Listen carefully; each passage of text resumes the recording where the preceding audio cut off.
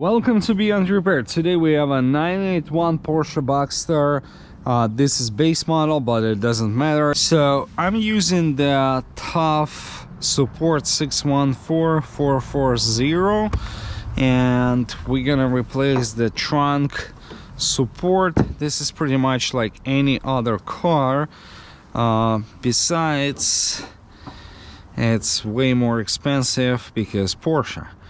So what you want to do is take a tiny flathead and lift up that metal retainer just enough to remove it. But before you do that, you want to lift up the second one, kind of release it on both ends, and by doing that you'll be able to take it away, replace it with a new one, because you have to support it, you have to hold it while you're gonna be swapping.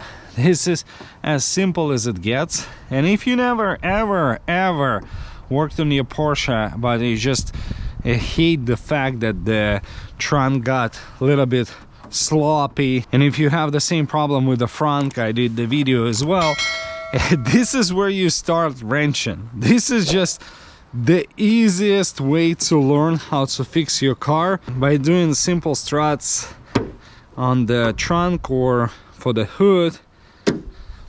You just remove it, use the same positioning, match it, and get it clipped in place.